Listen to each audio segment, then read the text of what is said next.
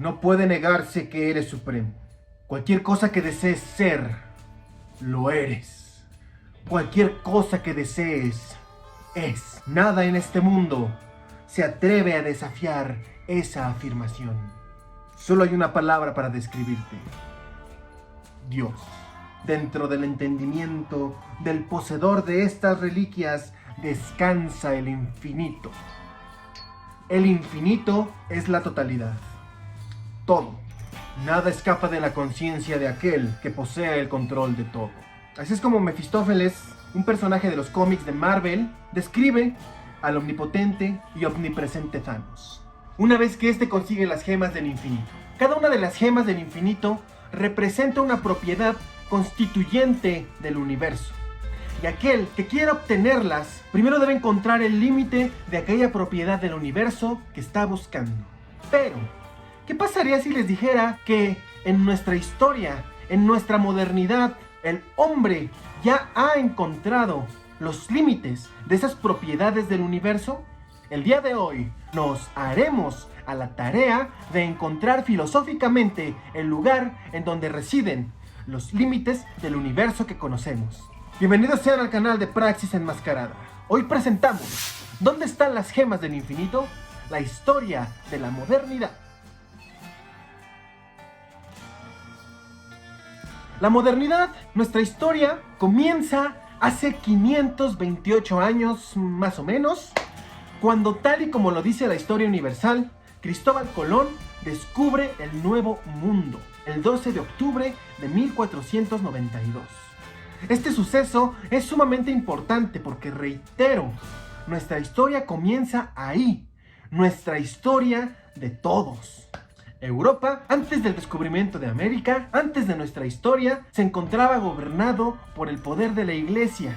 La Iglesia tenía el poder económico y político de la realidad, es decir, las estructuras que constituían la realidad se encontraban en manos del poder eclesiástico y funcionaban mediante un sistema contractual de relaciones políticas y militares que denominan feudalismo. La base de este sistema eran los feudos, que eran extensiones de tierra que pertenecían a un rey. ¿Y quién decía que esas tierras eran de ese rey? Pues nada más y nada menos que Dios. Dios decía, a través de su embajada en la tierra, que era o es el Vaticano, que esas personas tenían una sangre divina y por eso tenían el don de tener feudos. Este sistema funcionó durante muchísimos años. Sin embargo, ¿a costa de qué funcionaba? Imagínate, el fundamento de las tierras se encontraba en la voluntad de Dios. Por ejemplo, se sembraban las cosechas y no era como hoy, que va a depender de la observación de la tierra y del cielo para determinar estaciones climáticas que nos sirvan para saber cuál es el momento adecuado para sembrar cierta cosa. Así no funciona. En la Edad Media, si en una tierra se iba a sembrar algo, era porque Dios así lo dictaminaba. Si no se daba el trigo en esa tierra, era porque Dios nos estaba castigando y la solución era rezar mientras nos moríamos de hambre. Si una persona se enfermaba o si había una peste, era porque Dios nos estaba castigando y la solución era rezar mientras las enfermedades nos mataban. Dios, Dios, Dios. Dios, Dios y Dios era la respuesta a todo. Dios era la morada del ser y el hombre su pastor. Y si tú dudabas de la respuesta divina, si tú dudabas de los evangelios, si tú hacías el ejercicio de preguntarte cosas para encontrar una respuesta diferente a la que ya había en las sagradas escrituras, ¿qué crees? Te convertías en un criminal, te excomulgaban, te juzgaban por tener opiniones contrarias a la fe católica. Cometías el crimen de la brujería y te quemaban vivo para que ardas eternamente en las llamas del infierno. Así como le pasó a Giordano Bruno, que por si no se han dado cuenta es el símbolo del canal.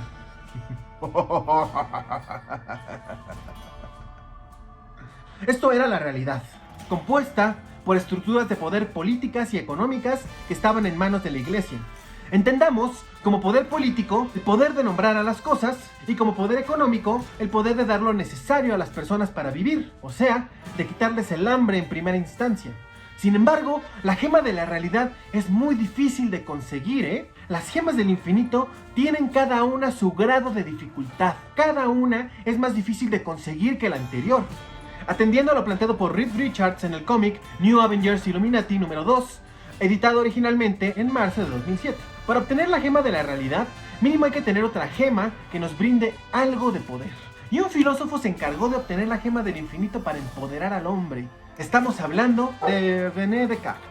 Descartes publica su obra El discurso del método en el año 1637, descubriendo así la gema de la mente. ¿Por qué? Déjenme les explico. Descartes comienza dudando de la realidad porque encuentra que con los conocimientos que él y que toda la gente que estudiaba adquirían de las universidades de ese estado eclesiástico, que era un conocimiento cuyo límite eran las Sagradas Escrituras, ni él ni nadie podían llegar a un saber seguro. Solo a través de las matemáticas, que son meras abstracciones, es decir, no son reales, y a través de los viajes, como el que emprendió Cristóbal Colón, uno puede llegar a estar seguro de las cosas. El descubrimiento de América es importante porque reveló que, en cierto grado, Giordano Bruno tenía algo de razón. No tenías que irte a los astros para entender que hay múltiples vidas, así como en la Tierra. Solo tenías que cruzar el océano para darte cuenta que mínimo hay otro mundo completamente desconocido. Y sin embargo, no todos habían ido al nuevo mundo. Descartes ni nadie tampoco podía estar seguro de eso. Tenías tú que viajar y tocar y experimentar la realidad para estar seguro de ella. Y por ende, nadie puede estar seguro de que es propiamente la realidad. Bueno, el poder eclesiástico sí, porque ellos tienen la gema de la realidad. Pero los demás, pues Descartes se dio cuenta de que al estar dudando, está pensando. Y que por ende, solo puede estar seguro de que piensa. Nada más. Tú existes porque piensas. Pienso y luego existo. En los cómics y en los planteamientos del universo cinematográfico de Marvel, pues la gema de la mente te daba el poder de controlar las acciones de las personas. En la filosofía y en la modernidad, la gema de la mente le dio al hombre la posibilidad de encontrar su existencia en el pensamiento, es decir, de tener una subjetividad propia. Sin embargo, no fue suficiente con tener una subjetividad propia para arrebatarle la gema de la realidad al poder eclesiástico. Se necesitó de otra gema. Continuando con la historia de la modernidad, el hombre, ahora con la gema de la mente, se dio a la tarea de crear un nuevo mundo sobre esas nuevas tierras y culturas que descubrieron en América. Como el hombre ya piensa y luego existe, su relación con la materia va a ser diferente. Por ejemplo, si una tierra no da trigo, el hombre que piensa ahora se va a dar a la tarea de preguntarse ¿por qué no da trigo? Sin el temor de que Dios nos castigue, porque quizás el ángel del trigo se cagó en esa tierra y que la culpa la tenemos todos nosotros porque pecamos, etcétera, etcétera. Y, por ejemplo, porque yo no soy teólogo, como para entender la epistemología de esos conocimientos eclesiásticos. Este es el hombre del Renacimiento, el hombre de la Ilustración. Este hombre, gracias a que piensa, va a tener una relación diferente con la materia. Y esa relación con la materia es la que posibilita la obtención de la gema del espacio. ¿Qué es el espacio? El espacio es el medio físico en el que se sitúan los cuerpos, es decir, en primera instancia, el medio físico en el que se sitúa la materia.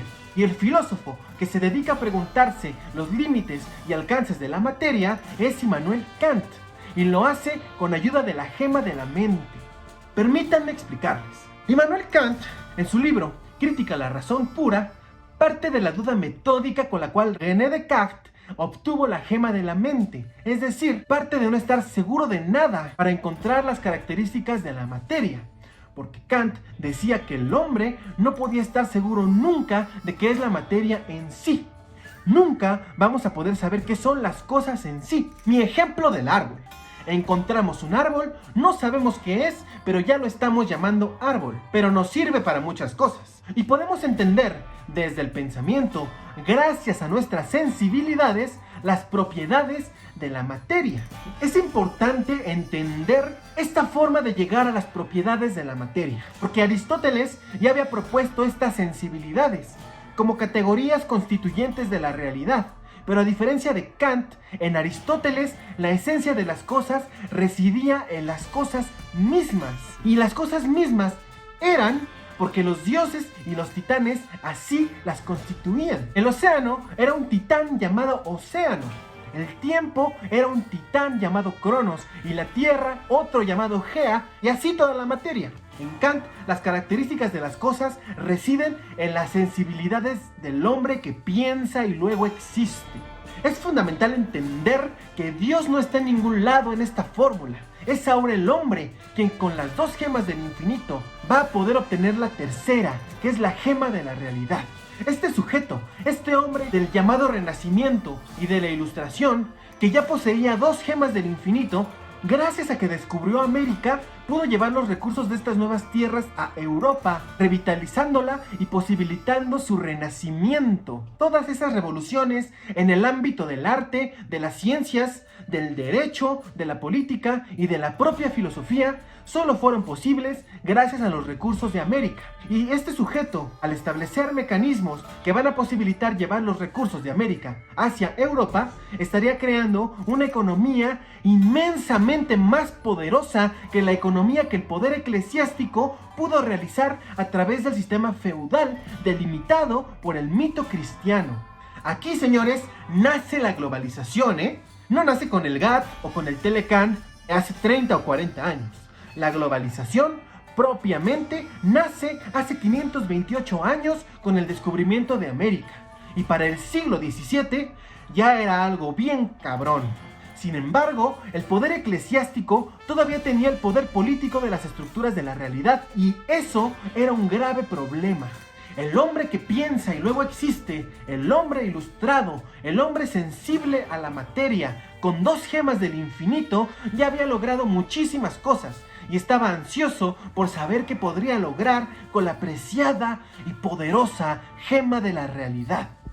Y más que ansioso, estaba necesitado, porque aún con todo el desarrollo económico que se había alcanzado para el siglo XVII, esa riqueza seguía fluyendo hacia las clases aristocráticas como Luis XVI, hijo de otros 15 Luises, que se encontraban ahí recibiendo toda esa riqueza porque un ángel los cagó, o yo qué sé. La gente tenía hambre, no había pan, y la aristocracia eclesiástica comía pasteles. La política tenía que estar hecha por el hombre porque Dios está allá bien lejos en el paraíso, en donde no hay hambre y hay pasteles para todos. Y mientras aquí en la tierra se sufría de hambre. Estos científicos, filósofos y pensadores de la Ilustración abanderaron una lucha para quitarle la gema de la realidad al orden eclesiástico. Esa lucha es la Revolución Francesa, en donde toman la Bastilla y le cortan la cabeza a Luis XVI, porque el hombre, con sus ciencias, es quien tiene que hacer la política en la tierra, no Dios. Una vez que ya Dios no está en ningún lado de la realidad, más que en los mitos que no constituyen propiamente la realidad, el hombre instaura las ideas de la democracia, la libertad del individuo, las ciencias del derecho, la ética, etc. Y con ellas, la posibilidad de avances científicos y tecnológicos que lleven a la humanidad a un lugar en el cual ya nadie sufra hambre ni ignominias. Al progreso. Aquí el hombre ya tenía la gema de la realidad. Y propiamente el filósofo que creo que la encontró, que la pudo palpar en sus manos, o en la tinta, fue Hegel, en su libro Fenomenología del Espíritu. Hegel, desde su lugar privilegiado, y aguas, que esto es una metáfora. Pónganme en los comentarios a qué cree que me refiero con esta metáfora. A Hegel, desde el privilegio de contar con la poderosa y absoluta gema de la realidad, una gema que anteriormente había tenido Dios. A Hegel, con esta gema de la realidad, le es revelada la verdad absoluta, el saber absoluto. Esto es una tarea sumamente importante y trascendental, porque la historia antes estaba en manos de Dios. Hay que acotar que, para Hegel, la historia, la verdad y la realidad son lo mismo. La historia, cuando Dios tenía la gema de la realidad, la podemos ver en la Biblia. Adán y Eva, el pecado original, el arca de Noé, Abraham, Moisés, Jesús. ¿Qué es la historia cuando el hombre tiene la gema de la realidad? Esto es bien importante porque a Hegel, un hombre, un mortal, le fue revelada la historia, la verdad, la historia de las historias, la metafísica de las metafísicas, una historia para gobernarlas a todas, una historia que no necesita contarse porque pasa aunque no la cuentes, una historia de la cual el hombre no puede escapar. pero se nos ha acabado el tiempo. Y aún nos falta explicar la gema de la realidad. Esperen la próxima semana, como siempre, en el canal filosófico de su preferencia, el videoblog sobre Hegel y la fenomenología del espíritu. Suscríbete para que no te la pierdas. También nos falta encontrar las otras 3 gemas del infinito. La gema del alma, que creo que es la más difícil de encontrar, la gema del poder y la gema del tiempo. Haz tu comentario. ¿Qué filósofos crees que han encontrado esas gemas del infinito? ¿O en qué fenómeno crees que se manifiestan las gemas del infinito en nuestra realidad? Espero con todo mi amor que te haya gustado este videoblog. Dale me gusta. Sígueme en mis redes sociales para estar en contacto. Facebook, Twitter e Instagram. No te pierdas de mi blog en WordPress, en donde profundizo en muchos de los temas tratados en este canal. Muchas gracias nuevamente. Se despide Praxis Enmascarada, donde se hace filosofía pura y dura. Hasta la próxima.